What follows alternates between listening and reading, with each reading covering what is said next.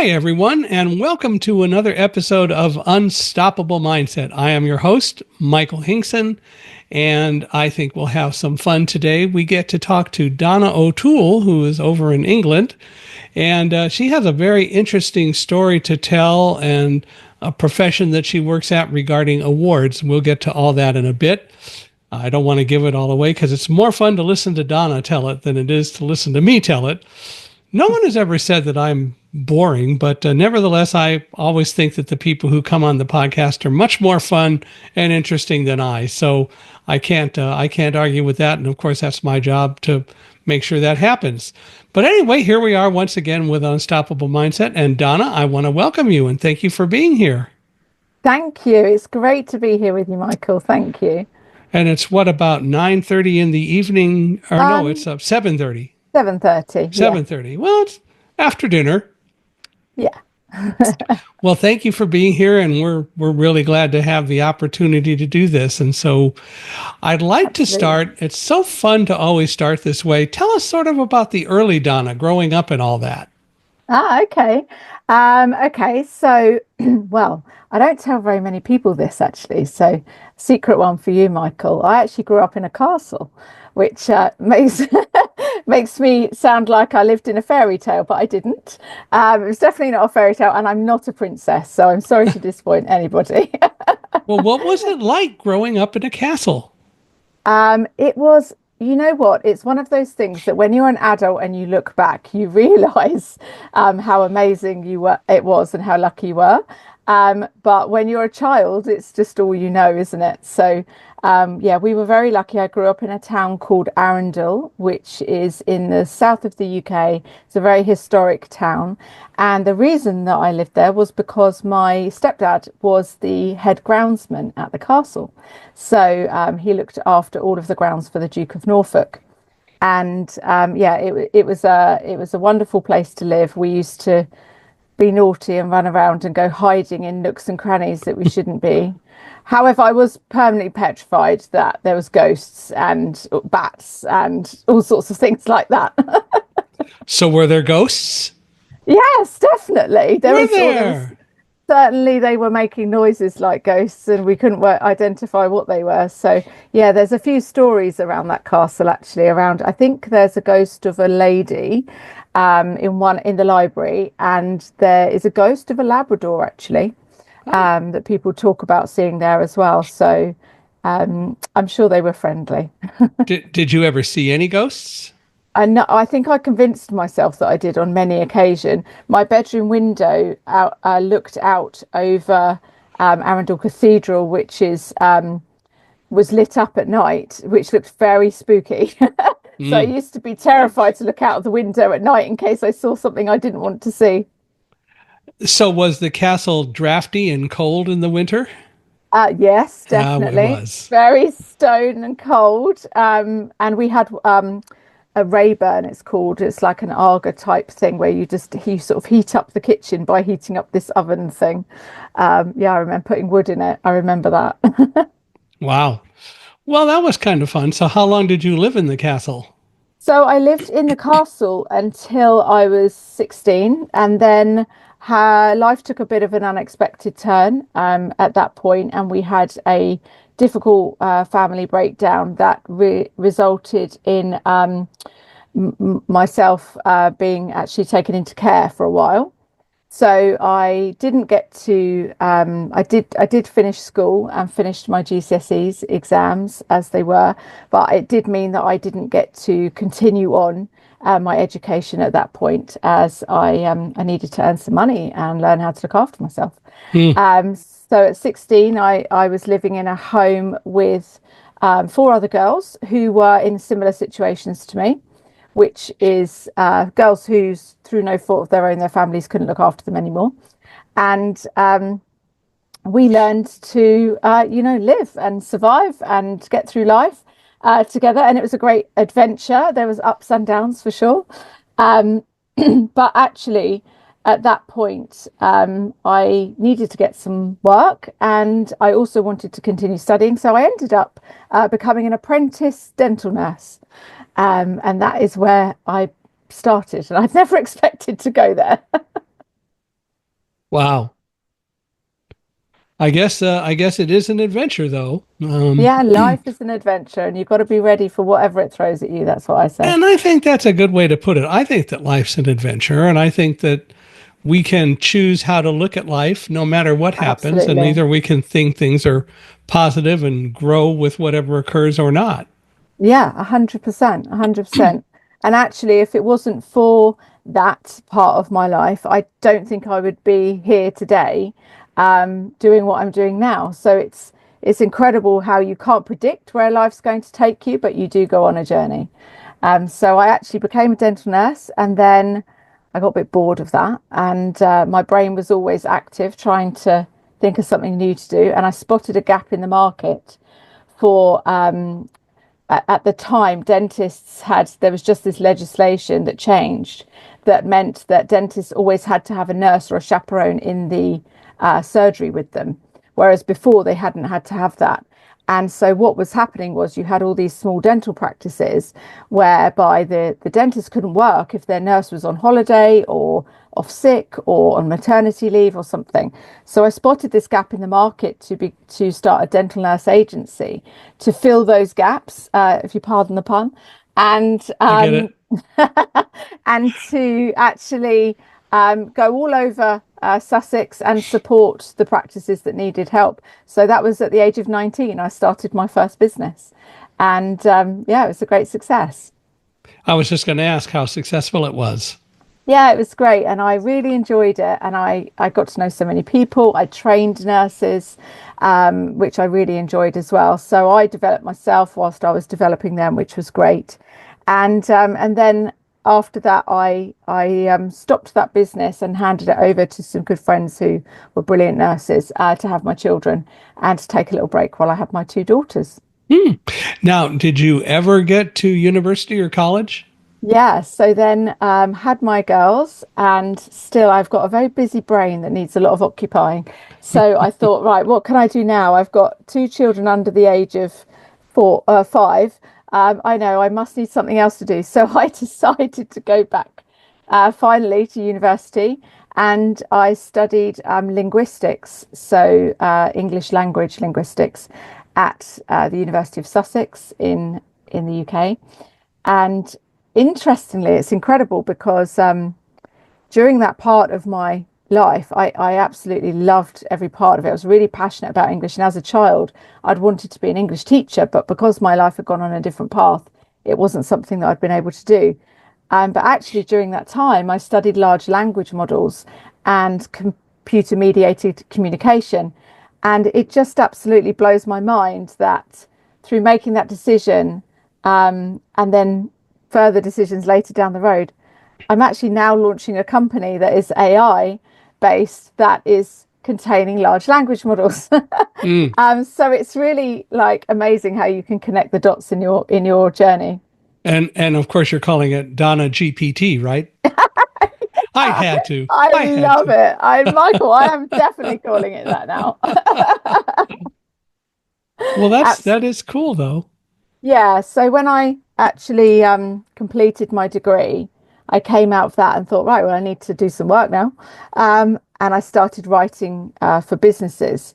I'm quite a business writer. I'm in real awe of people who can write fiction. I think that's incredible. Yeah, But I'm I know definitely what you mean. factual. Yeah, but I'm definitely on the factual side.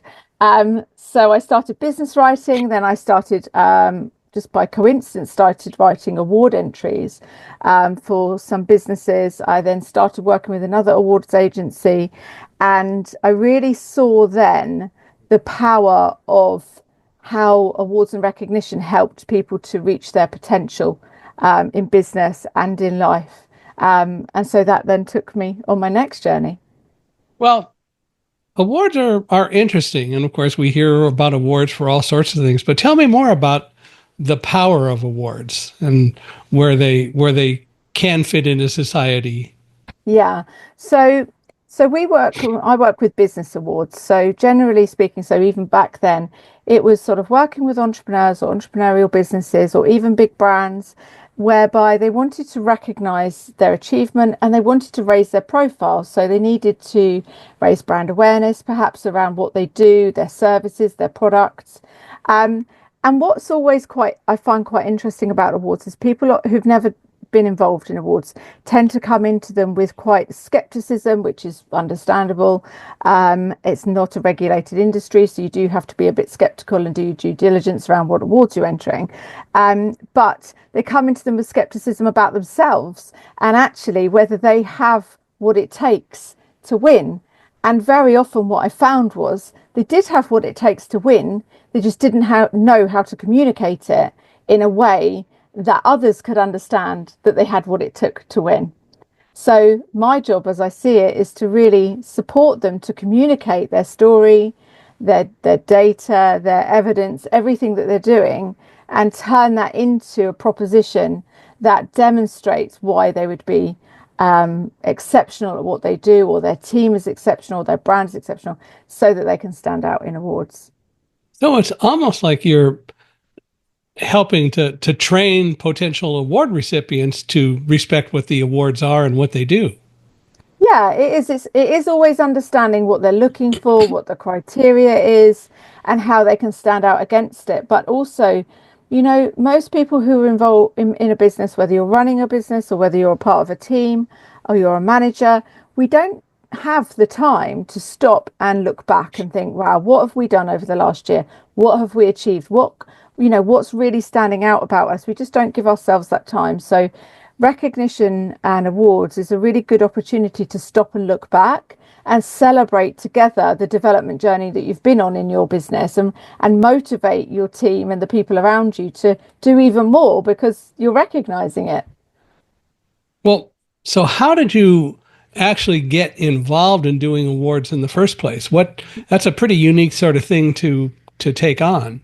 Yeah, so it was kind of a journey from starting out in business writing and then moving through into doing a few award entries. And then that became more and more. And then I worked for another organization. And then in 2016, I decided the time was right to launch my own company and to start supporting more people with awards. Had already been involved with the industry, so I was very well supported by some great awards in the industry. And so, yeah, I started my new business, and that was called August Recognition. And because I'm a linguist, I like words that have extra meanings. And August actually means, in its second sense of the word, when you're not using it as the month, actually means respected and admired. Right. So in my mind, I had started an agency that enabled people to be respected and admired for what they did and help them raise their profile that way. So you don't really hear a lot about the industry of helping people get awards, but I gather it's probably a fairly substantial industry around the world. Yeah, it's a £10 billion industry in the awards industry in itself. It's 2 billion just in the UK. So yeah, it's a big industry. There's so many events connected to awards. There's so many different processes. So yeah, and if you imagine every different industry there is in the world, there's awards for it. I dare you to find an industry where there's not an award. Even AI. I'm sorry, even AI, and that's pretty. Even AI, yeah. Yeah. And so when AI starts generating its own awards, then we kind of probably worry a little bit. Yeah, and we're eating ourselves. Yeah. But still, it's a fascinating, topic and industry to talk about, because I'm sure there's a lot to it. And of course, like with anything, there's also a lot of politics and all that sort of stuff. But it must be a fascinating industry to be a part of and to see when you help somebody get an award. How does all that work? Yeah. So usually, we work with businesses from the smallest business in the world right through to the biggest business in the world, literally. And what I really love about the whole process is you as a small business, you can use the same strategies, you can enter the same awards as the biggest businesses can, and you can win. So what I really love is that you don't have to be a certain size, you don't have to be a certain type of business. You just need to be having an impact in some way on something and then be able to tell it and prove it, essentially. So, how do you, as a person in the industry, make your money or earn your money as part of all of this? So we work with clients who are looking for recognition. So, for example, a brand may come to us and say, over the last couple of years, we've done some great learning and development projects. We've trained our teams. We've digitized our processes. We've done all of these great things. We'd love to recognize the people that have worked so hard, and really, give them the recognition that they deserve. So we will then look at their project, look at their business, what kind of impact has that had on, it might be internally, it might be that it's had a great impact for their customers, it might be it's had a great impact for the employees. And then we'll look at all of the data around that, and we will research which are going to be the best awards to recognise them, which criteria they match, which categories they match, and then essentially we'll support them to execute all of the work that needs to go together to go into the awards process. Someone once said to me, did you ever think you'd be running a business where you're basically writing exams every single day? Yeah. It's like, yeah, it's a bit like that. Fortunately, I don't do the writing anymore. So, but yeah, I kind of love it. Yeah, well, it seems like it would be sort of you're writing exams every day, or you're involved in helping Yeah. to prepare people for the exams. Yeah, it's very analytical from looking at what's been achieved, but then it's all about communication and how you're going to deliver that to the awards process. And it's all about finding the right awards that are going to give them the right recognition that's going to really have a return on investment for the motivation of the team, for the brand awareness, whatever it is that their goals are that they're hoping to get to. Well, so awards in general, it seems to me, create a lot of recognition. Mm. And you say that recognition has the power to make people unstoppable. Tell me a little bit more about that and what that means to you. Yeah, absolutely. It's something I call awards imposter syndrome, which is where, often, and this typically is with entrepreneurs and smaller businesses, they'll come to us and say, I'd really love to get some recognition for my brand, but I really don't think we're doing enough, or don't know if we're worth it, or we could really stand out. And actually, what we want to do is make them unstoppable. We want them to see where all the power is in what they're doing and how they can make a difference in the world. So we will go and discover all of that about their business and then help them to communicate it in a way that even now they can see what they're doing is brilliant. And Mm. then through that recognition, there's a lot of research to show the amount of motivation that awards bring to people, even more so than even a pay rise. So through that recognition, it makes them feel more able. I always say to people, don't think about business awards right now. Think about the awards that you won when you were a child. Think about when you were at school and you entered awards in the swimming competitions or dancing competitions. Someone told me today they won a competition for the best recorder player. I said I thought we had to ban recorders. Yeah.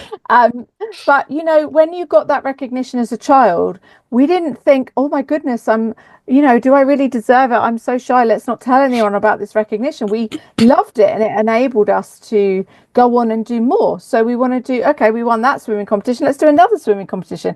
Let's really learn our craft and do more and more of what we do better and better. And I liked people to try and think of that feeling that they had then and bring that into now with their business.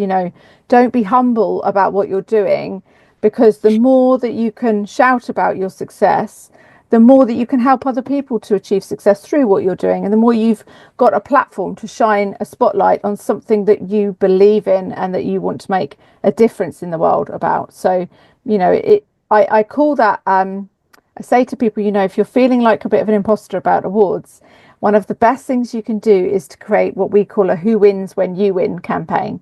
And what that is sort of putting a stake in the ground and making a pledge to say, when we win this award, we are going to go and do this great thing. And it might be, we're going to go and do a team beach clean together. We're going to mentor some people. We're going to celebrate as a team and go out for the day, or we're going to plant some trees. It could be anything that means something to you, but it's a really good opportunity to seal that recognition with something that reminds you that you are worth it and really helps you get over that imposter syndrome and celebrate your achievement.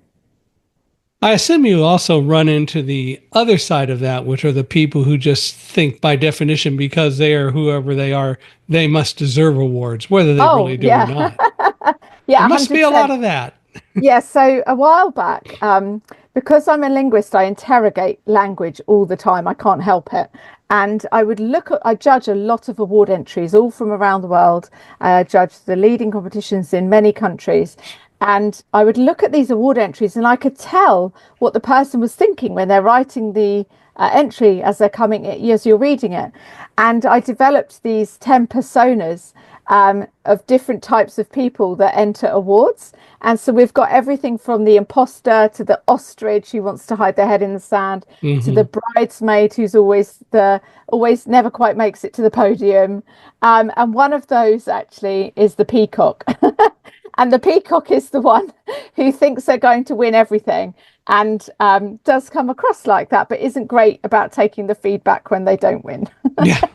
Yeah, that's really the issue, isn't it? Right? It's they don't take the feedback and they don't change what they do and why they do it and how they do it to be a little bit more humble in what they're all about. Absolutely, absolutely. We've also got an awards persona called the politician, and that's somebody Mm. who doesn't answer any of the questions and all their numbers don't add up.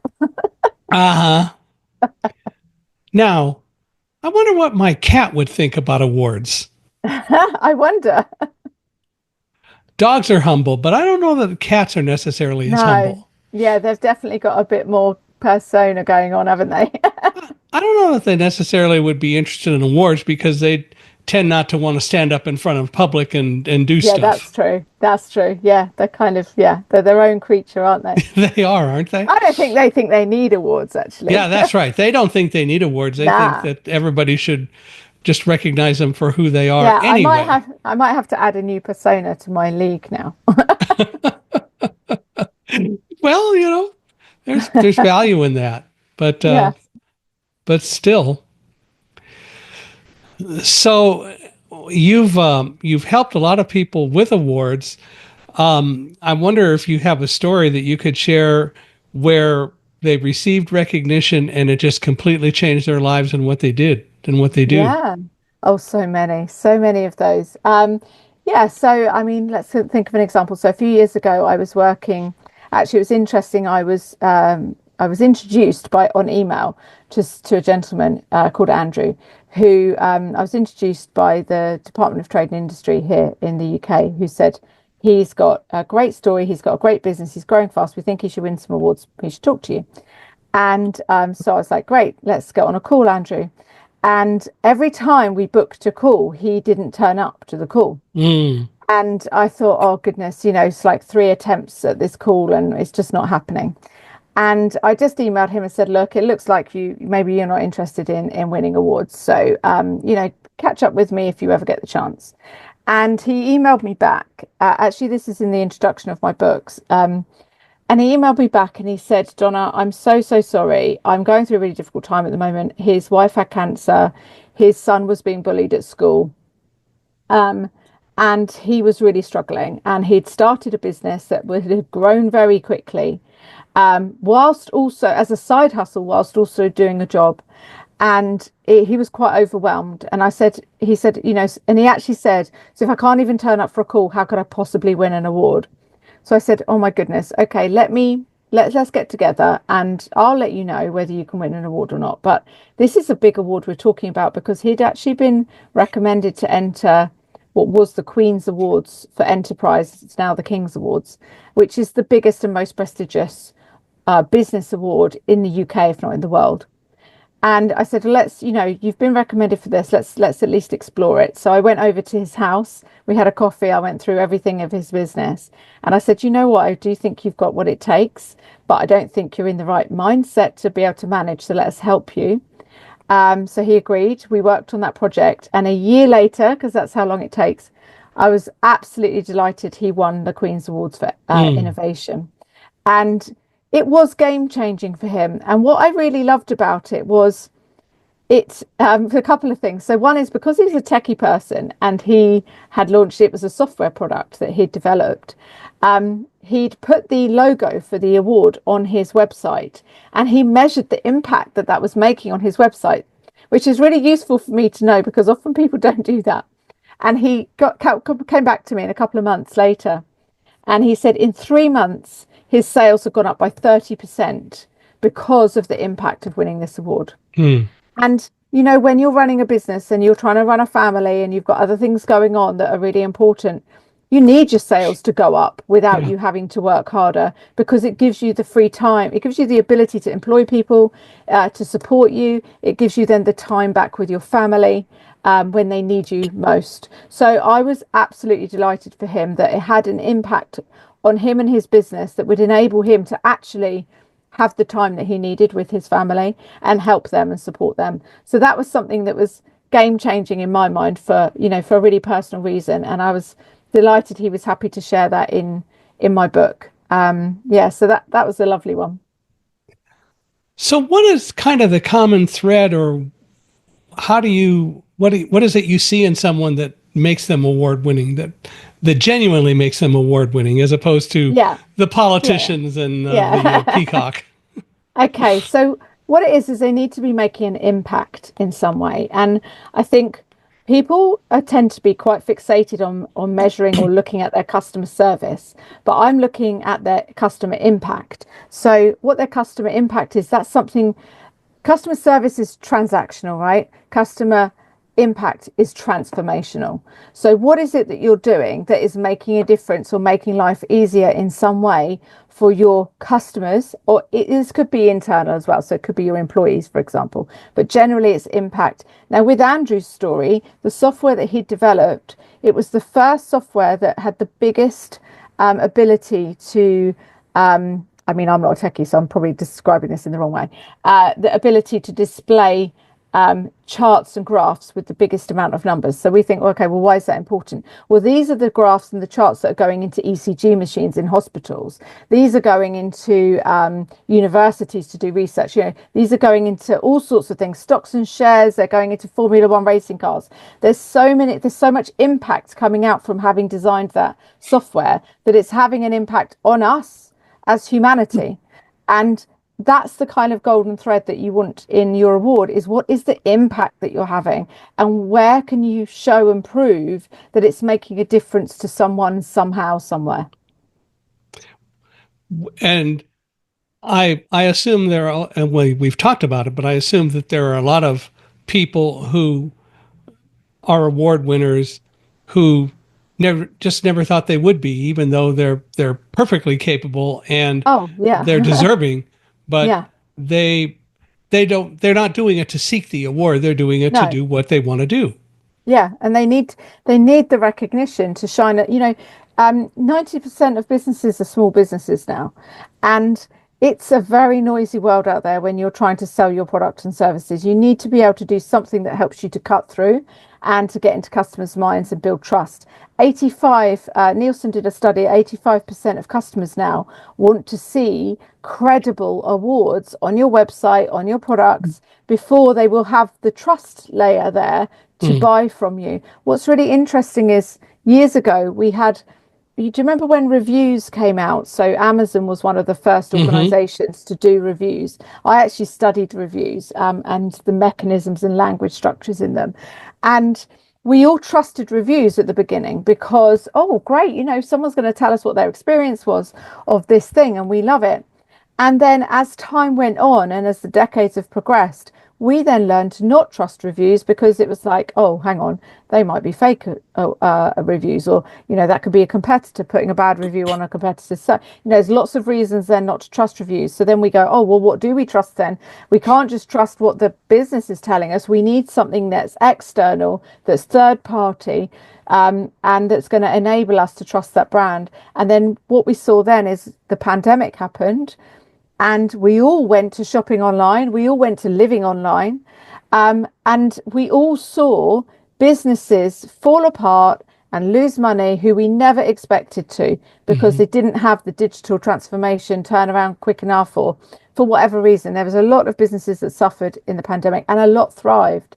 And since that, then it was almost like awards and reviews together became even more important to all of us, because we needed something to help us to trust the brands other than, the strongest referral, which is a word of mouth referral. So if you haven't had a word of mouth referral and you've gone online and you found something through a search, how do you know whether you can trust putting your money into that business to buy its products or services? So this is really where we come back to recognition to say, well, no, this brand gives excellent customer service, or this brand is a great place to work. It really looks after its employees. So there's a huge amount of reasons now why businesses do awards, to demonstrate they are trustworthy in so many ways.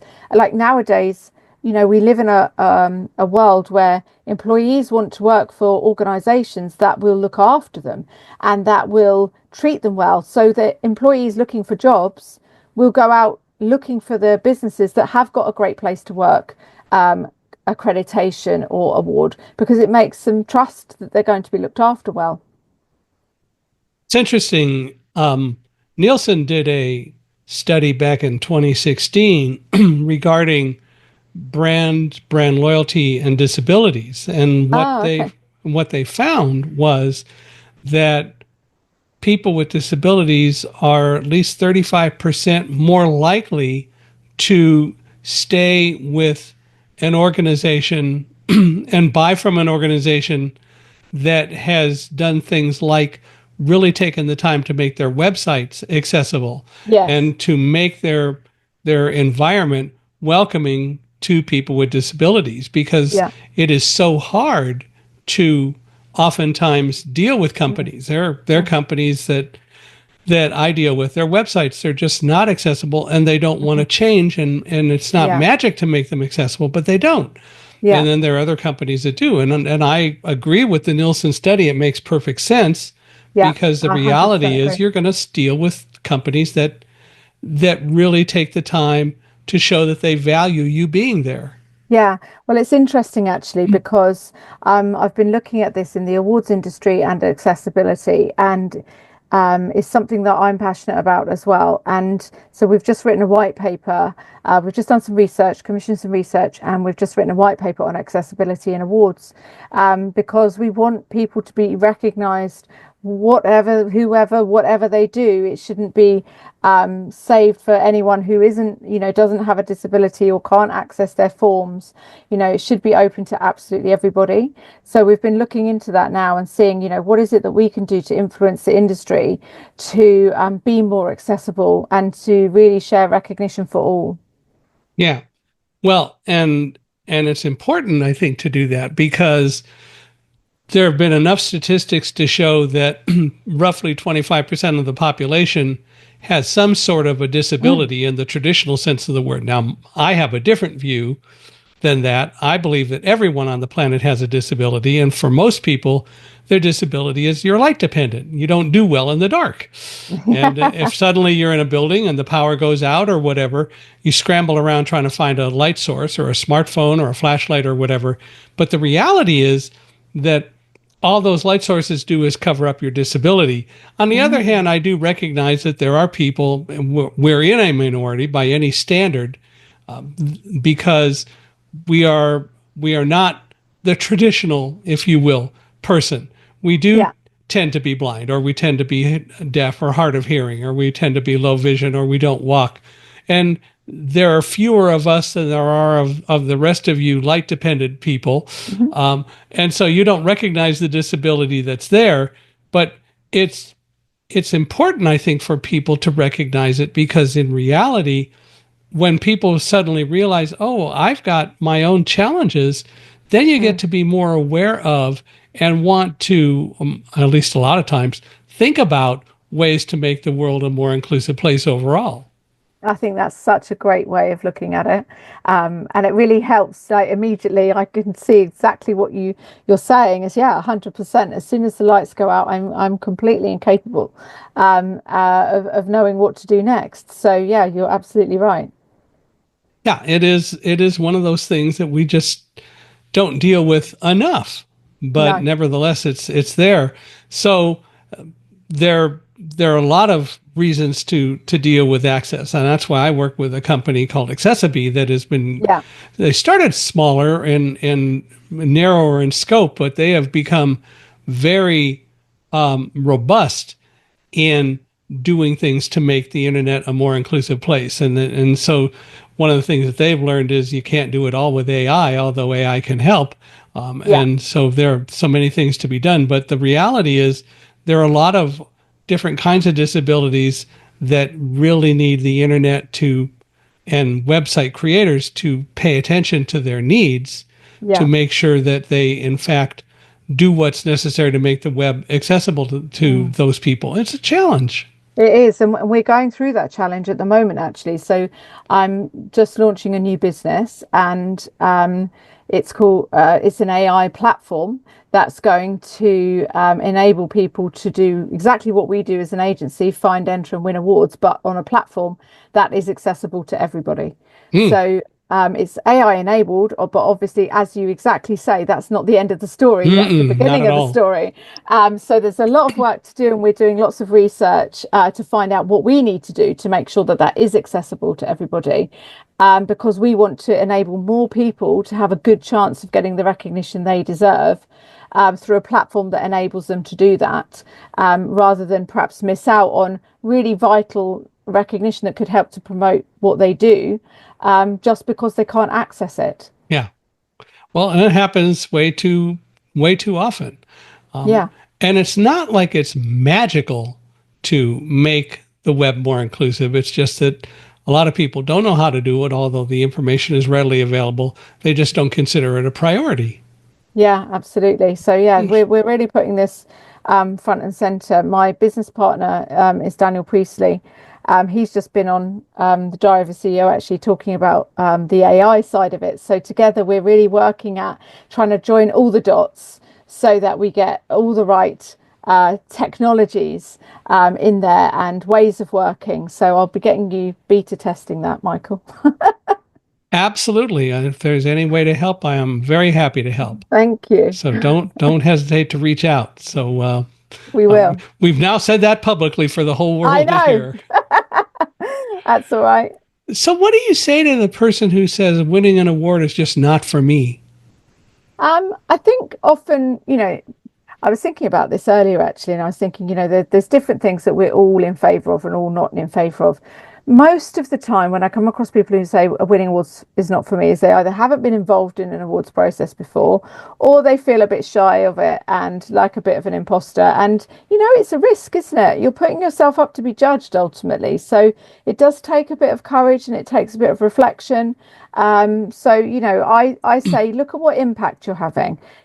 Go away and see, have you got impact on your customers somehow? Have you got impact on your community somehow? It doesn't all have to be about transactional business. It could be that actually you're doing something great for the environment or sustainability or for a community source or for charity.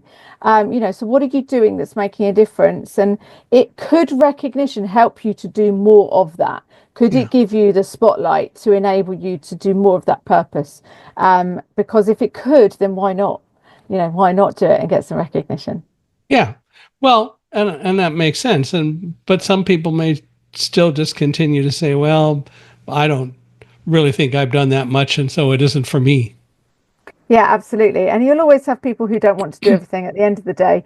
It's probably realistically, it's probably, the top 10% of businesses that are looking to win awards because they're already in that zone of Yeah. where they're growing, they're trying to transform, they're always jumping on the next best thing. So, it's a good way to benchmark ourselves as well and to say, how can I progress this year? Well, what would it take for me to win this particular award? Let's say, let's have a look at what it would take and let's see if we can get to the business to that stage, because that way you can develop the business first before you even think of entering the award, so that you have got the impact and you have got, all the right things to show that you're making a difference. Yeah. And you brought up a point earlier, which I think is extremely interesting, the whole issue of awards and reviews. One of the Mm, things that I do when I'm looking at buying a product that I'm not overly familiar with is I love to look at the worst reviews for the product. yeah. They're the most fun because you find out really quickly If you Yeah. look at those reviews, you find out whether the person really knows what they're talking about or not, and whether Yeah. they've really got good arguments. And I find that Yeah. the people who give the bad reviews generally are not necessarily really giving you substantive information that you can use. Yeah, exactly. That's often the way. I actually studied reviews and I looked at the different language structures in reviews of different retail stores and um how the language that the people used in their reviews influenced the Mm-hmm. buyers. And it was really funny because this is back in the days, this is just when I was at university, I was doing my dissertation, and it was what we were looking for. What I was looking for was what people felt represented good value for money, because no matter how much money you've got, whether you've got £1 to spend or £1,000 to spend, you just want to get good value for money for what Right. you're spending. So it doesn't really matter how pricey the product is, it matters your perception of good value for money. And that's essentially what tends to come across in a review, even if people don't say it, is whether they think it's good value for money or not, whether it's the brand or the actual product. And it was really funny because I did this whole study and I came up with a structure that retailers should use to give to their reviewers to then put the review in the most helpful way possible for the people then looking at the reviews who want to purchase the product.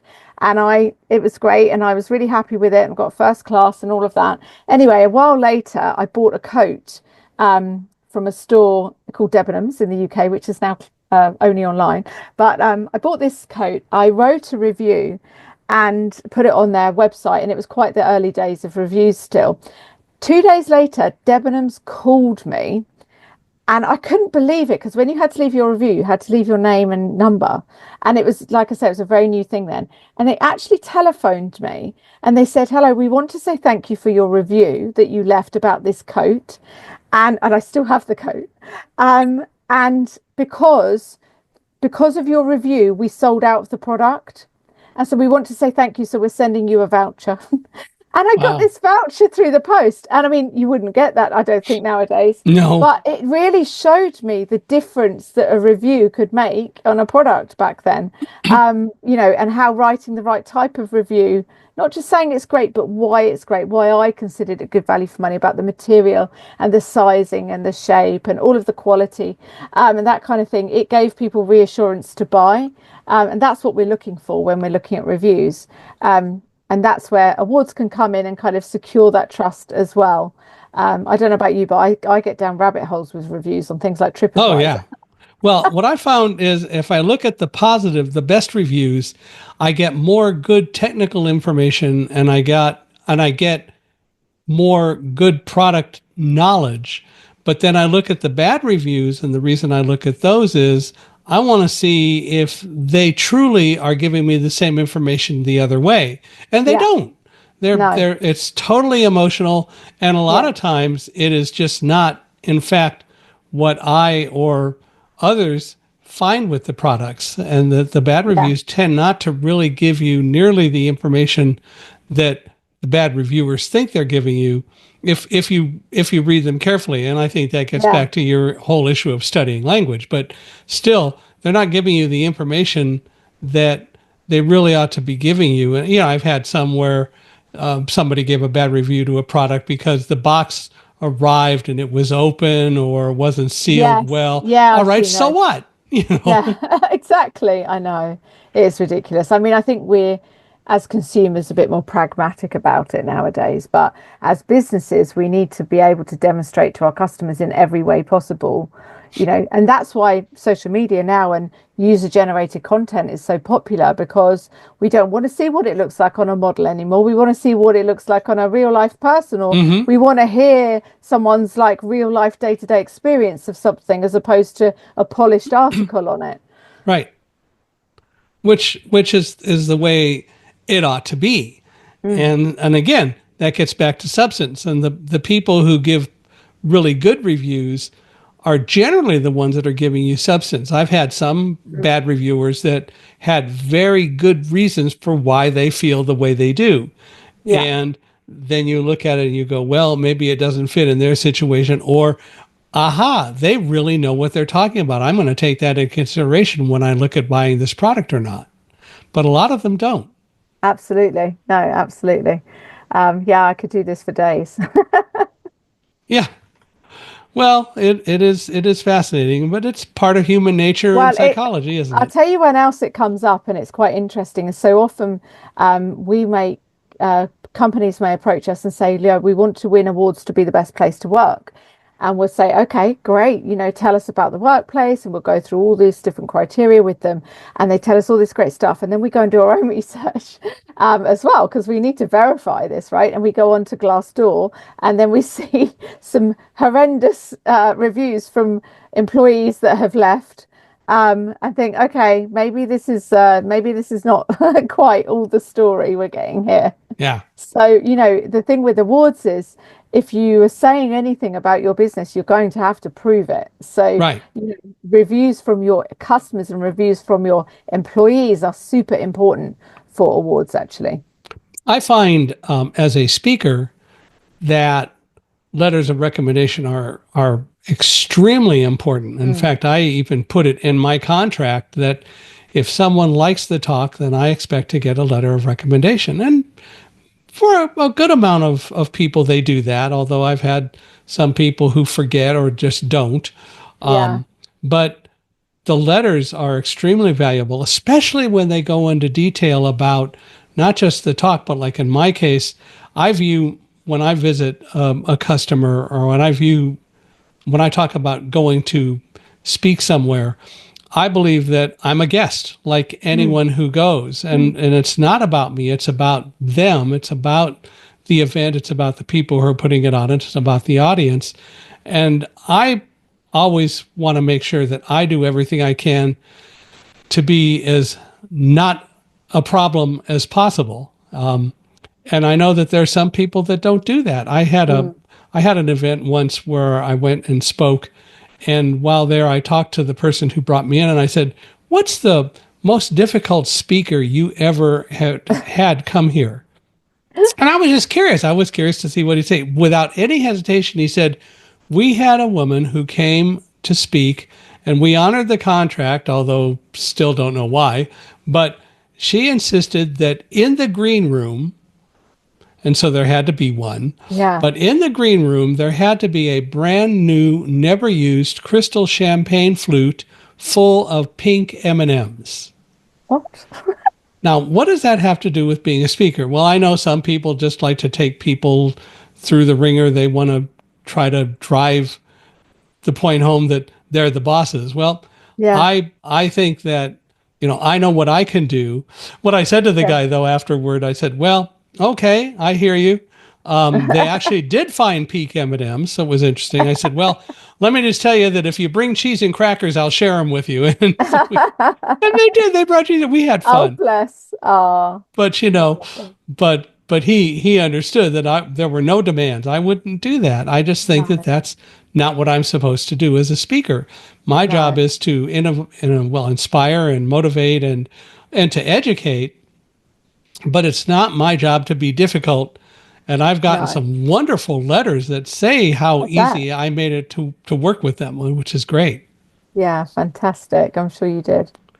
So it's a lot of fun to see some of those, and I've gotten some great stories over the years, which is really a lot of I fun. bet. I bet. And that's But why they love to have you. well, I hope so.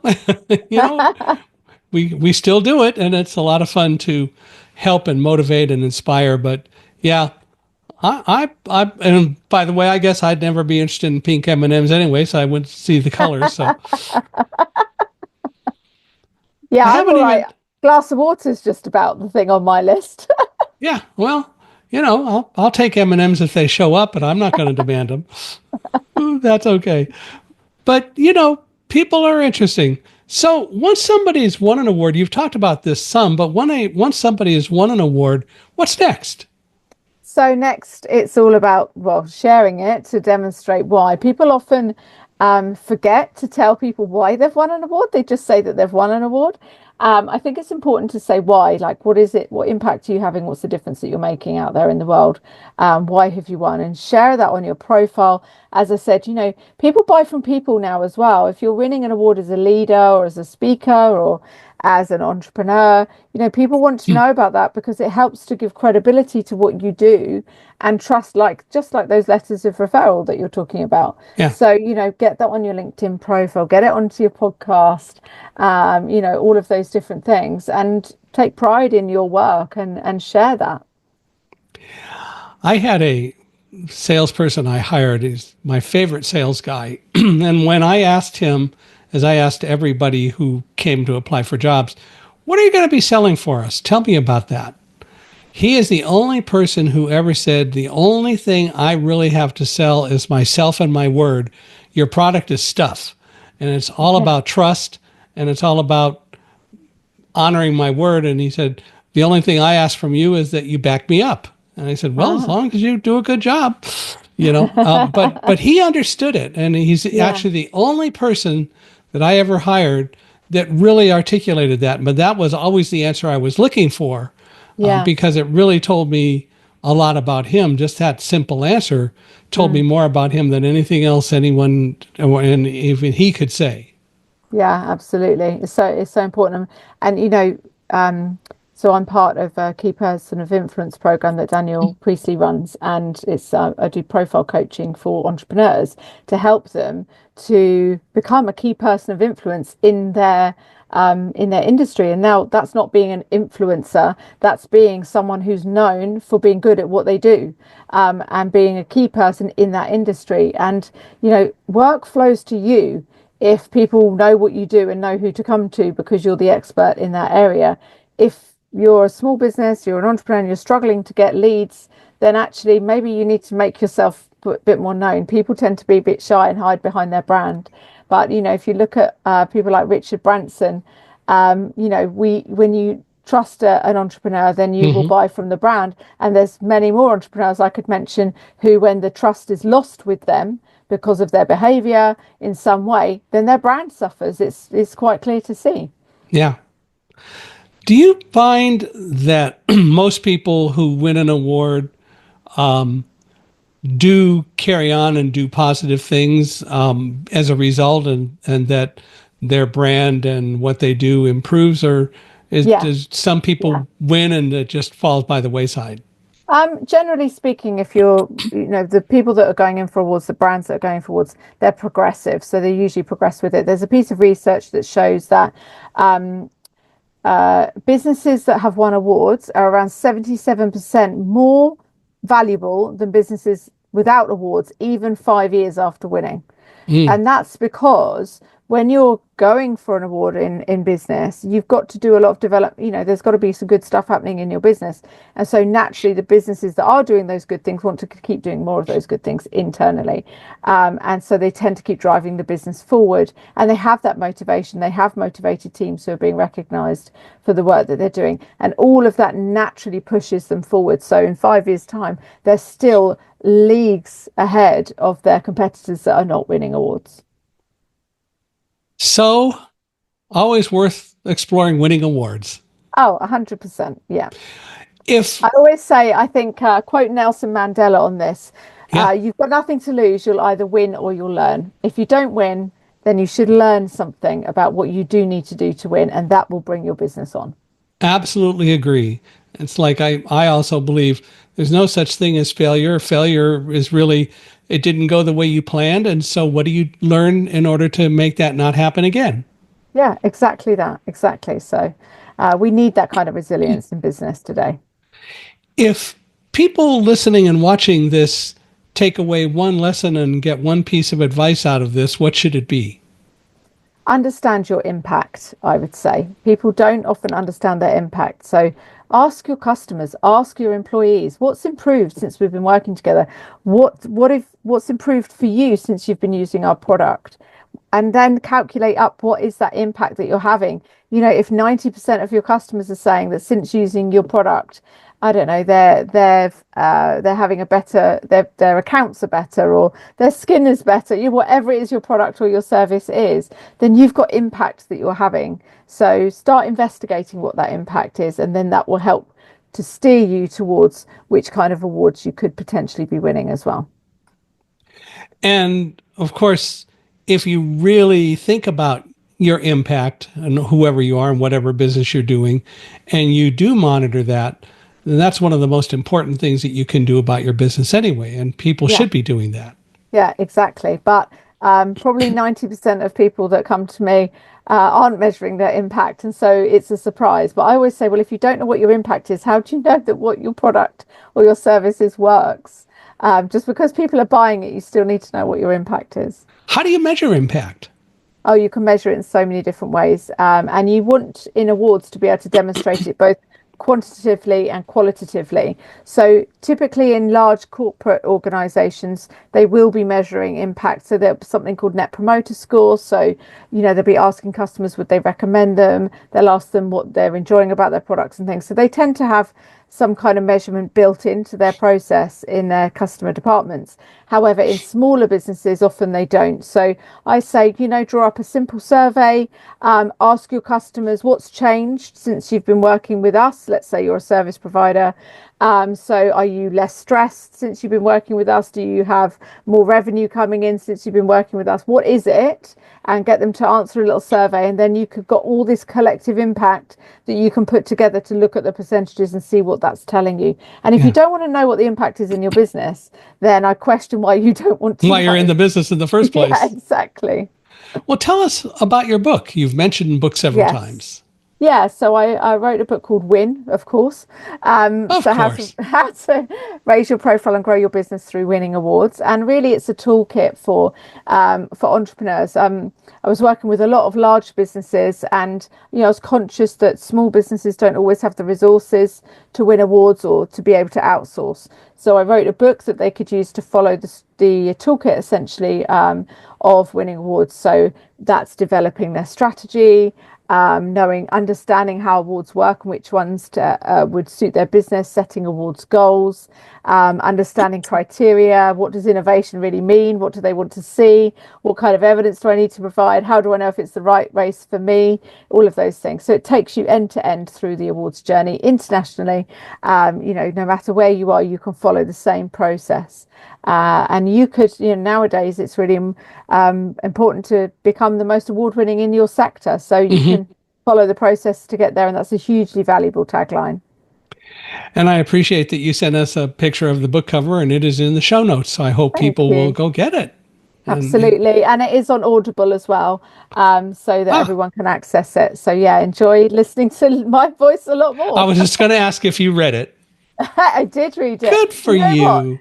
Do you know what? I was so proud of that. I was more proud of the Audible recording than I was of writing of the book. But I don't know why. I think it's because I actually really enjoy listening to books on audio. So I'm quite passionate about listening. I like listening to the actual author's voice, though. So I found, it was quite interesting, actually. When I recorded it, that was quite good at recording audio. The studio guy that I was working with was like, "Oh, you're really good at this. We could just drop words back in if there was a mistake." There you are. See? And it is so much better to edit today than it used to be, because now it is all electronic, and I edit from time to time just different things and all that. We work on not editing the podcast. That is, I don't want to cut out part of a conversation because it is a conversation. Yeah. But now you can do so many things. Like if there's a lot of noise, you can even filter that out without affecting the conversation. It is so cool. Yeah, very, very clever. So, get it on Audible. There you go. Well, great. Well, I hope people will. Well, I want to thank you for being here. This has been a lot of fun, and you should get an award for doing it. That's all there is to it. But I really appreciate you being here, and I appreciate all of you out there listening to us and watching us. Love to get your thoughts. How do people reach out to you, Donna, if they'd like to talk with you further? Absolutely. So you can contact me. You can go to my website, which is augustawards.com. You can reach out to me as well, Donna at augustawards.com. And yeah, I'd love to hear from you. What do you think about recognition? Are you ready to get some? Do you want to build your profile? You know, it's a great way. It's one of the quickest ways to accelerate a brand. So yeah, absolutely. It's important now. We're in a very competitive marketplace. We need to show people everything we've got. And you're on LinkedIn. Oh yeah, I'm definitely on LinkedIn. That's my best social I'm on all the other platforms as well, but I'm actually more active on LinkedIn. There's a How do they lot to find you manage. on How do they find you on Yeah, LinkedIn? so it's just Donna O'Toole on LinkedIn, so you can find me there. Okay, Yeah, cool. brilliant. Well, great. And I want to thank you all for being here and listening and watching. And definitely go hunt down Donna and let her help you get awards. But I'd Thank also like to get your thoughts. So feel free to email me with any of your opinions about today. I'm reachable at Michael H.I., Michaelhi, at accessibe, accessibe.com, or go to our podcast page, which is michaelhingson.com/podcast. That's michaelhingson.com/podcast. Donna, for you and everyone out there listening and being a part of this today, if you know anyone else who ought to be a guest, you think ought to be a guest, love to hear from you and from them. We're always looking for more people to come on the podcast. It's so much fun, and as I love to say, I learn so much from everyone who comes on. So I can't complain a bit about that. I'm always glad to meet more folks and have them come on the podcast. So don't hesitate to let us know if you have any thoughts or ideas. And of course, I will always ask if you would do so. Give us a 5-star rating after listening to the podcast. We really appreciate your ratings. And here it comes. And your reviews. So So had to, right? important. Yeah. But thank you very much for whatever you all say. And Donna, once again, thank you very much for being Thank here. you, Michael. It's been a real pleasure. Thank you.